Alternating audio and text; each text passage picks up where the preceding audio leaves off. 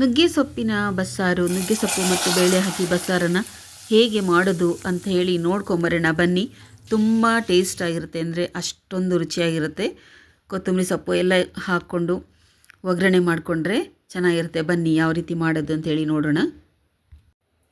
ಎಲ್ಲರಿಗೂ ನಮಸ್ಕಾರ. ಎಲ್ಲರೂ ಹೇಗಿದ್ದೀರಿ? ಎಲ್ಲರೂ ಚೆನ್ನಾಗಿದ್ದೀರಾ ಅಂದ್ಕೊಂಡಿದ್ದೀನಿ. ನಾನು ಕೂಡ ಚೆನ್ನಾಗಿದ್ದೀನಿ. ಯಾರೆಲ್ಲ ಹೊಸದಾಗಿ ನನ್ನ ಚಾನಲನ್ನು ನೋಡ್ತಾ ಇದ್ದೀರಾ, ಸಬ್ಸ್ಕ್ರೈಬ್ ಮಾಡ್ಕೊಳ್ಳಿ, ಹಾಗೂ ಲೈಕ್ ಮಾಡಿ, ಶೇರ್ ಮಾಡಿ. ಬನ್ನಿ ಇವತ್ತಿನ ಲಾಗಲ್ಲಿ ಏನಿದೆ ಅಂತ ನೋಡೋಣ. ಅಡುಗೆ ಮನೆಗೆ ಬಂದಿದ್ದೀನಿ, ಮಧ್ಯಾಹ್ನ ಆಗಿದೆ, ಆಗಲೇ ಅಡುಗೆ ಮಾಡಬೇಕು ಇವಾಗ.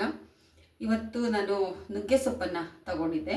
ನುಗ್ಗೆ ಸೊಪ್ಪು ಮತ್ತು ಬೇಳೆ ಹಾಕ್ಬಿಟ್ಟು ನಾನು ಹೆಸ್ರು ಕಾಳು ಹಾಕಿ ಮಾಡೋದನ್ನು ತೋರಿಸಿದ್ದೆ ನಾನು. ಇವತ್ತು ನಾನು ಬೇಳೆ ಮತ್ತು ಸೊಪ್ಪನ್ನು ಹಾಕಿ ಬಸ್ಸಾರನ್ನು ಮಾಡ್ತಾಯಿದ್ದೀನಿ. ಬನ್ನಿ ಬೇಳೆ ಮತ್ತು ನುಗ್ಗೆ ಸೊಪ್ಪಿನ ಬಸ್ಸಾರು ಯಾವ ರೀತಿ ಮಾಡ್ತಾ ಇದ್ದೀನಿ ಅಂತ ಹೇಳಿ ನಾನು ತೋರಿಸ್ತೀನಿ. ನುಗ್ಗೆ ಸೊಪ್ಪನ್ನು ಹಾಕಿ ಬೇಳೆ ಉಪಯೋಗಿಸ್ಕೊಂಡು ಬಸ್ಸಾರನ್ನು ಮಾಡೋದಕ್ಕೆ ನಾನಿಲ್ಲಿ ಬೇಳೆನ ತೊಗೊಂಡಿದ್ದೀನಿ. ತೊಗರಿಬೇಳೆ ಮಾತ್ರನೇ ತೊಗೊಂಡಿದ್ದೀನಿ. ಈಗ ಒಂದು ಕುಕ್ಕರ್ಗೆ ಹಾಕ್ಕೊಂಡು ಬೇಳೆನ ಚೆನ್ನಾಗಿ ತೊಳ್ಕೊಳ್ತೀನಿ. 2 ಸಲ 3 ಸಲ ಚೆನ್ನಾಗಿ ತೊಳಿಬೇಕು ಬೇಳೆನ, ಯಾಕಂದರೆ ತುಂಬ ಧೂಳಿರುತ್ತೆ ಬೇಳೆ ಮೇಲೆ ಅಂಥೇಳಿ ಚೆನ್ನಾಗಿ ತೊಳ್ಕೊಳ್ಬೇಕು. ಬೇಳೆನ ತೊಳೆದಿಟ್ಟು ಈಗ ಸೊಪ್ಪನ್ನು ಕೂಡ ತೊಳೆಯೋದಕ್ಕೆ ಹಾಕ್ಕೊಂಡಿದ್ದೀನಿ ಒಂದು ದೊಡ್ಡ ಬಟ್ಲಿಗೆ. ನುಗ್ಗೆ ಸೊಪ್ಪು ಕೂಡ ಅಷ್ಟೇ, ನೀರಲ್ಲಿ ಅದು ಮುಳುಗೋದೇ ಇಲ್ಲ ಆಗಿರುತ್ತೆ. ಅದನ್ನು ಚೆನ್ನಾಗಿ ತೊಳಿಬೇಕು. ಸ್ವಲ್ಪ ಉಪ್ಪು ಕೂಡ ಹಾಕ್ಕೊಂಡು ತೊಳೆಯೋದು ಒಳ್ಳೆಯದು. ನಾನು ಯಾವುದೇ ಸೊಪ್ಪಾಗಲಿ ಸ್ವಲ್ಪ ಉಪ್ಪು ಕೂಡ ಹಾಕಿಬಿಟ್ಟು ತೊಳಿತೀನಿ. ಈ ಥರ 2 ಸಲ 3 ಸಲ ಚೆನ್ನಾಗಿ ತೊಳಿಬೇಕು. ತುಂಬ ಧೂಳಿರುತ್ತೆ ಸೊಪ್ಪಲ್ಲಿ ಯಾವತ್ತೂ ಅಷ್ಟೇ. ನೋಡಿ, ಸ್ವಲ್ಪ ಉಪ್ಪು ಹಾಕ್ಕೊಂಡು ಅದನ್ನು ಚೆನ್ನಾಗಿ ತೊಳಿತಾ ಇದ್ದೀನಿ.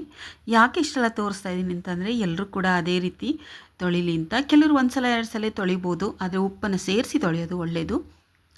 ಈಗ ಸೊಪ್ಪು ಕೂಡ ತೊಳೆದು ರೆಡಿ ಆಯಿತು.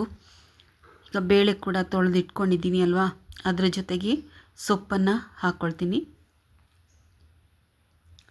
ಸ್ವಲ್ಪ ನೀರು ಸೇರಿಸ್ಕೊಳ್ಬೇಕು. ಸೊಪ್ಪು ಕೂಡ ಹಾಕ್ತಾಯಿದ್ದೀನಿ. ನೋಡಿ, ನುಗ್ಗೆ ಸೊಪ್ಪು ತುಂಬ ಒಳ್ಳೆಯದು. ಯಾರು ಕೂಡ ನುಗ್ಗೆ ಸೊಪ್ಪನ್ನು ಬಿಡಬೇಡಿ. ಸಿಕ್ಕಿದ್ರೆ ತೊಗೊಂಡು ಬಂದು ಬಳಸಿ ಮನೇಲಿ. ಸಾಂಬಾರೇ ಮಾಡಬೇಕು ಅಂತ ಏನೂ ಇಲ್ಲ, ರೊಟ್ಟಿ ಮಾಡ್ಬೋದು, ಪಲ್ಯ ಮಾಡ್ಬೋದು. ಸ್ವಲ್ಪ ಉಪ್ಪು ಕೂಡ ಹಾಕ್ಕೊಳ್ತಾ ಇದ್ದೀನಿ ಈಗಲೇ, ಸೊಪ್ಪಿಗೆಲ್ಲ ಉಪ್ಪು ಇಳ್ಕೊಳ್ಳಿ ಅಂತ ಹೇಳಿ. 1 ಸ್ಪೂನಷ್ಟು ಎಣ್ಣೆ ಹಾಕ್ಕೊಳ್ತಾ ಇದ್ದೀನಿ. ನಾನು ಕೊಬ್ಬರಿ ಎಣ್ಣೆನ ಹಾಕ್ಕೊಳ್ತಾ ಇದ್ದೀನಿ. ಇಲ್ಲಿ ಕೋಕೋನಟ್ ಆಯಿಲ್ ಹಾಕ್ಕೊಳ್ತಾ ಇದ್ದೀನಿ.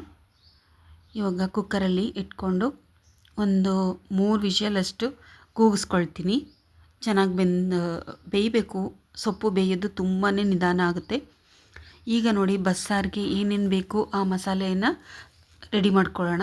ಒಂದು ಬಾಣಲಿ ಇಟ್ಕೊಂಡಿದ್ದೀನಿ, ಅದಕ್ಕೆ ಸ್ವಲ್ಪ ಎಣ್ಣೆ ಹಾಕ್ಕೊಂಡು ಜೀರಿಗೆ ಮತ್ತು ಸೋಂಪನ್ನು ಹಾಕ್ಕೊಳ್ತಾ ಇದ್ದೀನಿ. ಸಾಸಿವೆನ ಹಾಕ್ಕೊಳ್ಳೋದು ಬೇಡ ಈಗಲೇ, ಏಕೆಂದರೆ ಒಗ್ಗರಣೆಗೆ ಹಾಕ್ಕೊಳ್ತೀನಿ. ಸಾಸಿವೆ ಇದಕ್ಕೆ ಹಾಕೋದಿಲ್ಲ ನಾನು. ಅದು ಬಂದ್ಬಿಡುತ್ತೆ, ಅದು ಒಗ್ಗರಣೆ ಅಂದ ತಕ್ಷಣ ಸಾಸಿವೆ ಜೀರಿಗೆ ಅಂತ ಬಂದ್ಬಿಡುತ್ತೆ. ಈಗ ನೋಡಿ, ಸ್ವಲ್ಪ ಅದನ್ನೆಲ್ಲ ಬಿಸಿ ಆದಮೇಲೆ ಮೆಣಸಿನ್ಕಾಯಿ ಹಾಕ್ಕೊಳ್ತಾ ಇದ್ದೀನಿ. ಹಣ್ಣಾಗಿರೋ ಮೆಣಸಿನ್ಕಾಯಿ ಮತ್ತು ಹಸಿ ಮೆಣಸಿನ್ಕಾಯಿ ಎರಡನ್ನೂ ಮಿಕ್ಸ್ ಮಾಡಿ ಹಾಕ್ಕೊಳ್ತೀನಿ ನಾನು, ರುಚಿ ಬರುತ್ತೆ ಅಂತ. ನೋಡಿ, ಚೆನ್ನಾಗಿ ಹುರ್ಕೊಳ್ಬೇಕು.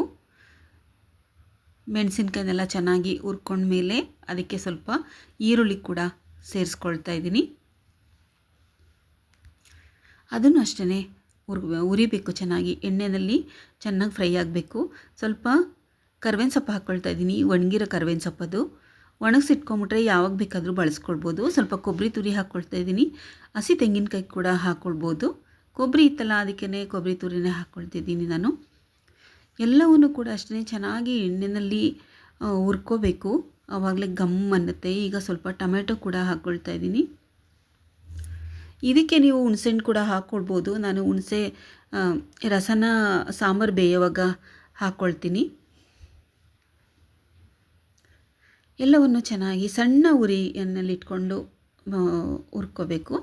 ದೊಡ್ಡ ಊರಿನಲ್ಲಿ ಇಟ್ಕೊಂಡು ಉರಿಬಾರ್ದು, ಆವಾಗ ಗಮ್ ಅಂತ ಅನ್ನೋದಿಲ್ಲ, ಸ್ವಲ್ಪ ಸೀದೋದಂಗೆ ಆಗಿಬಿಡುತ್ತೆ. ಅದಕ್ಕೆ ಉರಿನ ತುಂಬ ಸಿಮ್ಮಲ್ಲಿ ಇಟ್ಕೊಂಡು ಉರಿತಾ ಇರಬೇಕು. ನೋಡಿ, ಎಲ್ಲವನ್ನು ಹುರ್ಕೊಂಡ್ಮೇಲೆ ಸ್ವಲ್ಪ ತಣ್ಣಗಾಗೋದಕ್ಕೆ ಬಿಡೋಣ. ಇವಾಗ ನಾನು ಸ್ವಲ್ಪ ಅರಿಶಿನದ ಪುಡಿಯನ್ನು ಕೂಡ ಹಾಕ್ಕೊಳ್ತಾ ಇದ್ದೀನಿ. ನೋಡಿ, ಅಷ್ಟು ಬಿಸಿ ಆದರೆ ಸಾಕು. ಈಗ ಬನ್ನಿ, ಕೂಗಿದೆ, 3 ಸಲ ಕೂಗಿದೆ ನೋಡಿ. ಸೊಪ್ಪು ಕೂಡ ಬೆಂದಿದೆ. ಸೊಪ್ಪು ಬೇಳೆ ಎಲ್ಲ, ಬೇಳೆ ಸ್ವಲ್ಪ ಜಾಸ್ತಿನೇ ಹಾಕ್ಕೊಂಡಿದ್ದೀನಿ ನಾನು. ಈಗ ಸೊಪ್ಪು ಮತ್ತು ಕಟ್ಟು ಎರಡನ್ನೂ ಬೇರೆ ಬೇರೆ ಮಾಡ್ಕೊಳ್ತೀನಿ. ಸ್ವಲ್ಪ ಸೊಪ್ಪನ್ನು ತೆಗೆದು ಈ ಮಸಾಲೆ ಎಲ್ಲ ಹುರ್ಕೊಂಡಿದ್ವಲ್ಲ ಅದ್ರ ಜೊತೆಗೆ ಹಾಕ್ಕೊಳ್ಬೇಕು ರುಬ್ಬಕ್ಕೆ. ಆವಾಗ ಟೇಸ್ಟ್ ಕೊಡುತ್ತೆ ಬಸ್ಸಾರು. ಈ ರೀತಿ ಬಸ್ಸಾರು ಮಾಡಿ ಇಟ್ಕೊಂಡ್ಬಿಟ್ರೆ ತುಂಬಾ ಚೆನ್ನಾಗಿರುತ್ತೆ. 2 ದಿನ ಇಟ್ಕೊಂಡು ಕೂಡ ಬಳಸ್ಬೋದು, ಅಷ್ಟು ಟೇಸ್ಟಾಗಿರುತ್ತೆ. ನೋಡಿ ಕಟ್ಟು ಕೂಡ ಬೇರೆ ತೆಗೆದಿಟ್ಕೊಂಡಿದ್ದೀನಿ. ಸೊಪ್ಪು ಬೇಳೆ ಕಟ್ಟು ಈಗ ಮಿಕ್ಸಿಗೆ ಹಾಕ್ಕೊಳ್ಳೋಣ. ಒಂದು ಜಾರ್ ಒಳಗಡೆಗೆ ಎಲ್ಲನೂ ಹಾಕ್ಕೊಳ್ತಾ ಇದ್ದೀನಿ. ಅದೇ ತಣ್ಣಗಾದ್ಮೇಲೆ ಹಾಕ್ಕೊಳ್ಬೇಕು, ಬಿಸಿ ಇರುವಾಗ ಹಾಕಬೇಡಿ. ಹಾಕ್ಕೊಂಡು ಚೆನ್ನಾಗಿ ರುಬ್ಕೋಬೇಕಿದು. ಫೈನ್ ಪೇಸ್ಟನ್ನು ಮಾಡ್ಕೊಳ್ತೀನಿ. ನುಣ್ಣಗೆ ರುಬ್ಕೊಂಡು ಕಟ್ಟಿದೆಯಲ್ಲ ಅದಕ್ಕೆ ಮಿಕ್ಸ್ ಮಾಡ್ಕೊಳ್ಬೇಕು. ಸ್ವಲ್ಪ ನೀರು ಹಾಕ್ಕೊಳ್ಳೋಣ, ಜಾಸ್ತಿ ಏನು ಹಾಕ್ಕೊಳ್ಳೋದು ಬೇಡ, ಟೊಮೆಟೊ ಎಲ್ಲ ಇದೆಯಲ್ಲ ಅದರಲ್ಲಿ. ಇವಾಗ ನೋಡಿ ಮಿಕ್ಸಿ ಮಾಡ್ಕೊಂಡಿರೋದು ಯಾವ ಥರ ಆಗಿದೆ ಅಂಥೇಳಿ. ಇದನ್ನು ಕಟ್ಟಿಗೆ ಸೇರಿಸ್ಕೊಳ್ಬೇಕು. ಉಪ್ಪು ಹಾಕೋ ಅಂಥದ್ದೇನು ಬೇಡ, ಯಾಕೆಂದರೆ ಮೊದಲೇ ಉಪ್ಪು ಹಾಕ್ಕೊಂಡಿದ್ದೀನಿ. ಟೇಸ್ಟನ್ನು ನೋಡಬೇಕು, ಫಸ್ಟು ರುಚಿ ನೋಡಿ ಆಮೇಲೆ ಮತ್ತೆ ಉಪ್ಪನ್ನು ಸೇರಿಸ್ಕೊಳ್ಳಿ. ಏಕೆಂದರೆ ಮೊದಲೇ ಉಪ್ಪು ಹಾಕಿರೋದ್ರಿಂದ ಇವಾಗ ಉಪ್ಪು ಹಾಕೋಂಥ ಅವಶ್ಯಕತೆ ಇರಲ್ಲ. ಚೆನ್ನಾಗಿ ಮಿಕ್ಸ್ ಮಾಡಿಕೊಳ್ಬೇಕು. ಮಿಕ್ಸ್ ಮಾಡಿಕೊಂಡು ಚೆನ್ನಾಗಿ ಕುದಿಸ್ಕೋಬೇಕು. ತುಂಬ ಹೊತ್ತು ಕುದಿಸ್ಕೊಳ್ಬೇಕು. ನಿಮಗೆ ಎಷ್ಟು ನೀರು ಬೇಕು ಅಷ್ಟು ನೀರನ್ನು ಸೇರಿಸ್ಕೊಳ್ಬೋದು. ಕೆಲವ್ರಿಗೆ ತೆಳ್ಳಗಿದ್ರೆ ಇಷ್ಟ ಆಗುತ್ತೆ, ಕೆಲವರಿಗೆ ಸ್ವಲ್ಪ ಗಟ್ಟಿ ಇದ್ರೆ ಇಷ್ಟ ಆಗುತ್ತೆ. ಬಸ್ಸಾರು ಯಾವತ್ತೂ ಕೂಡ ಸ್ವಲ್ಪ ತೆಳುವಾಗಿರಬೇಕು. ಜಾರಲ್ಲಿ ಇರುವಂತಹ ನೀರನ್ನು ಕೂಡ ಹಾಕ್ಕೊಂಡಿದ್ದೀನಿ, ಅದು ಕೂಡ ನಾನು ವೇಸ್ಟ್ ಮಾಡೋದಿಲ್ಲ. ಸ್ವಲ್ಪ ನೀರು ಹಾಕ್ಬಿಟ್ಟು ಹಾಕ್ಕೊಳ್ತೀನಿ. ಇದಕ್ಕೆ ಹುಣಸೆ ರಸವನ್ನು ಸೇರಿಸ್ಕೊಳ್ತಾ ಇದ್ದೀನಿ. ನೀವು ಬೇಕಾದರೆ ಉರಿಯೋವಾಗಲೇ ಹಾಕ್ಕೊಳ್ಬೋದು, ಆದರೆ ನಾನು ರಸ ತೆಗೆದು ಇಟ್ಕೊಂಡಿರೋದ್ರಿಂದ ಇವಾಗ ಸೇರಿಸ್ಕೊಳ್ತಾ ಇದ್ದೀನಿ. ಹುಣಸೆಹಣ್ಣನ್ನು ನಾವು ಎಲ್ಲಿ ಬಳಸ್ತೀವಿ, ಹುಣಸೆಹಣ್ಣು ಜೀರಿಗೆ ಎಲ್ಲಿ ಬಳಸ್ತೀವಿ ಅಲ್ಲಿ ಬೆಲ್ಲ ಹಾಕೋದು ತುಂಬ ಅವಶ್ಯಕ ಆಗಿರುತ್ತೆ. ಬೆಲ್ಲ ಬೇಕೇ ಬೇಕು. ಈಗ ಒಗ್ಗರಣೆ ಮಾಡ್ಕೊಳ್ತಾ ಇದ್ದೀನಿ. ಸಿಂಪಲ್ ಆದಂತಹ ಒಗ್ಗರಣೆ ಮಾಡ್ಕೊಳ್ತಾ ಇದ್ದೀನಿ. ಒಗ್ಗರಣೆ ಕೂಡ ಕುದೀತಾ ಇದೆಯಲ್ಲ ಬಸ್ಸಾರು, ಅದ್ರ ಜೊತೆಗೆ ಹಾಕ್ಕೊಳ್ಳೋಣ. ತುಂಬಾ ಟೇಸ್ಟಾಗಿರುತ್ತೆ. ತುಂಬ ಟೇಸ್ಟಾಗಿರುತ್ತೆ ಅಂದರೆ ಆದಷ್ಟು ಚೆನ್ನಾಗಿರುತ್ತೆ. ನುಗ್ಗೆ ಸೊಪ್ಪಂತೂ. ಸ್ವಲ್ಪ ಕೊತ್ತಂಬರಿ ಸೊಪ್ಪನ್ನು ಕೂಡ ಸೇರಿಸ್ಕೊಳ್ತೀನಿ. ಇವಾಗ ಸಾಂಬಾರು ರೆಡಿ ಆಯಿತು. ಚೆನ್ನಾಗಿ ಕುದಿಸ್ಬೇಕು. ತುಂಬ ಹೊತ್ತು ಕುದಿಸಿದ್ರೆ ಸಾಂಬಾರು ಟೇಸ್ಟ್ ಬರುತ್ತೆ. ಸೊಪ್ಪಿತ್ತಲ್ಲ ಅದಕ್ಕೊಂದು ಸ್ವಲ್ಪ ಒಗ್ಗರಣೆ ಹಾಕ್ಕೊಳ್ತಾ ಇದ್ದೀನಿ. ಬೇಕಾದರೆ ನೀವು ಈರುಳ್ಳಿ ಎಲ್ಲ ಹಾಕ್ಕೊಳ್ಬೋದು. ಈರುಳ್ಳಿ ಎಲ್ಲ ಏನೂ ಹಾಕಿಲ್ಲ ನಾನು, ಹಾಗೆ ಒಗ್ಗರಣೆ ಮಾಡ್ತಾಯಿದ್ದೀನಿ. ಸಿಂಪಲಾಗಿ ಒಂದು ಒಗ್ಗರಣೆ ಮಾಡಿಕೊಂಡ್ರೆ ಸಾಕು.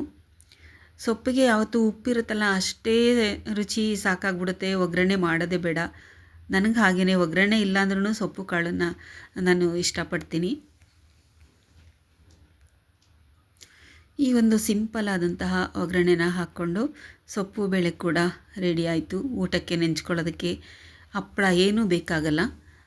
ಈ ಒಂದು ಬಸ್ಸಾರಿಗೆ ಮುದ್ದೆ ಮಾಡಿಕೊಂಡ್ರೆ ತುಂಬಾ ಚೆನ್ನಾಗಿರುತ್ತೆ. ಆದರೆ ಮುದ್ದೆ ಮಾಡ್ತಾಯಿಲ್ಲ ನಾನು, ಯಾಕಂದರೆ ರಾಗಿ ಹಿಟ್ಟೆಲ್ಲ ಖಾಲಿ ಆಗಿದೆ. ರಾಗಿ ಹಿಟ್ಟು ತರಬೇಕು. ತಗೊಳ್ಳೋಣ. ನೋಡಿ ಅನ್ನ ಎಷ್ಟು ಚೆನ್ನಾಗಿದೆ ಅಂತ ಮೆತ್ತಗೆ ಮಾಡಿದ್ದೀನಿ. ತುಂಬ ಗಟ್ಟಿ ಮಾಡಲ್ಲ ನಾನು.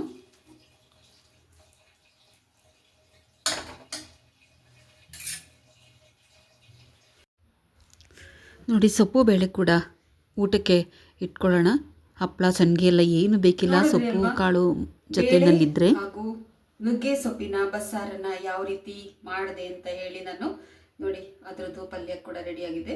ನೀವು ಇದಕ್ಕೆ ಈರುಳ್ಳಿನೂ ಕೂಡ ಹಾಕ್ಕೊಳ್ಬೋದು.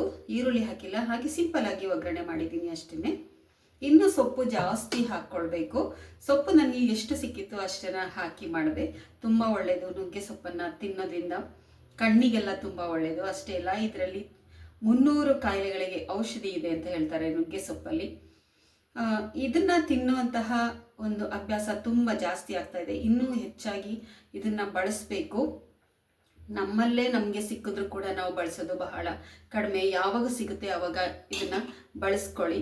ನೋಡಿ ಈ ಥರ ಪಲ್ಯ ಕೂಡ ರೆಡಿಯಾಗಿದೆ. ಸಾಂಬಾರು ನೋಡಿದ್ರಿ ಅಲ್ವಾ ಎಷ್ಟು ಚೆನ್ನಾಗಾಗಿದೆ ಅಂದರೆ ಅಷ್ಟು ಚೆನ್ನಾಗಾಗಿದೆ ಸಾಂಬಾರು. ಬನ್ನಿ ಇವಾಗ ಊಟ ಮಾಡೋಣ.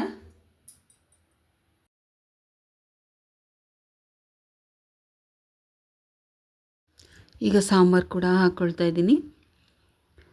ಮುದ್ದೆ ಮಾಡಿದ್ರಂತೂ ತುಂಬ ಚೆನ್ನಾಗಿರುತ್ತೆ ಮುದ್ದೆ ಇದಕ್ಕೆ ಸಾಂಬಾರಿಗೆ. ಆದರೆ ಮುದ್ದೆ ಮಾಡೋದಕ್ಕೆ ಆಗ್ತಾಯಿಲ್ಲ ಇವತ್ತು. ಇನ್ನೂ ಒಂದು 2-3 ದಿನ ಮುದ್ದೆ ಮಾಡೋದಕ್ಕಾಗಲ್ಲ, ಯಾಕೆಂದರೆ ರಾಗಿ ಬೀಸ್ಕೊಂಡು ಬಂದಿಲ್ಲ, ಬೀಸ್ಕೊಂಬರಬೇಕು. ನೋಡಿ ಎಷ್ಟು ಚೆನ್ನಾಗಿದೆ ಅಂದರೆ ಮಧ್ಯಾಹ್ನದ ಊಟ ನಿಜವಾಗ್ಲೂ ಸ್ವರ್ಗ ಇದ್ದಂಗಿರುತ್ತೆ. ಅಷ್ಟು ಚೆನ್ನಾಗಿರುತ್ತೆ ಈ ರೀತಿ ಮಾಡ್ಕೊಂಡು ಊಟ ಮಾಡಿದರೆ. ನೋಡಿ ನುಗ್ಗೆ ಸೊಪ್ಪಿನ ಬಸ್ಸಾರು ಬೇಳೆ ಹಾಕಿ ಮಾಡಿದ್ದೀನಿ. ಹೆಸರು ಕಾಳು ಹಾಕಿ ಕೂಡ ಮಾಡ್ಬೋದು. ಅಷ್ಟೇ ಅಲ್ಲ, ಅಲಸಂದೆ ಕಾಳನ್ನು ಉಪಯೋಗಿಸ್ಕೊಂಡು ಅದರಲ್ಲೂ ಕೂಡ ಮಾಡ್ಬೋದು. ಪಲ್ಯ ಇದೆ. ಬೇಳೆ ಸ್ವಲ್ಪ ಜಾಸ್ತಿನೇ ಹಾಕಿರ್ತೀನಿ ಯಾವಾಗಲೂ ಅಷ್ಟೇ. ಬೇಳೆ ಸ್ವಲ್ಪ ಜಾಸ್ತಿ ಊಟ ಮಾಡ್ತಾಯಿದ್ರೆ ತುಂಬಾ ಒಳ್ಳೆಯದು ಆರೋಗ್ಯಕ್ಕೆ ಅಂತ ಹೇಳಿ. ಬಸ್ಸಾರು ತುಂಬ ಚೆನ್ನಾಗಿದೆ. ನಾನು ಊಟ ಮಾಡಿಕೊಂಡು ಬರ್ತೀನಿ. ಎಲ್ಲರಿಗೂ ಕೂಡ ಈ ವಿಡಿಯೋ ತುಂಬ ಇಷ್ಟ ಆಗಿದೆ ಅಂತ ತಿಳ್ಕೊಂಡಿದ್ದೀನಿ. ನುಗ್ಗೆ ಸೊಪ್ಪು ಎಲ್ಲೇ ಸಿಕ್ಕಿದ್ರು ಕೂಡ ಬಿಡಬೇಡಿ, ತಗೊಂಡು ಬಂದು ಮಾಡಿ. ಇವಾಗಂತೂ ಸಿಗ್ತಾ ಇದೆ ಸಾಮಾನ್ಯವಾಗಿ, ಮೊದಲೆಲ್ಲ ಸಿಗ್ತಾ ಇರಲಿಲ್ಲ. ಎಲ್ಲಾದರೂ ಮರ ಇರೋ ಕಡೆ ಹೋಗಿ ತರಬೇಕಾಗಿತ್ತು. ಇವಾಗ ಆ ರೀತಿ ಎಲ್ಲ ಮಾರ್ಕೆಟ್ಗಳಲ್ಲೆಲ್ಲ ಸಿಗುತ್ತೆ, ತರಕಾರಿ ಅಂಗಡಿಗಳಲ್ಲೆಲ್ಲ ಸಿಗುತ್ತೆ. ಇಷ್ಟೊತ್ತರೆಗೂ ಈ ವಿಡಿಯೋ ನೋಡೋದಕ್ಕೆ ಎಲ್ಲರಿಗೂ ಕೂಡ ನನ್ನ ತುಂಬ ಹೃದಯದ ಧನ್ಯವಾದಗಳು.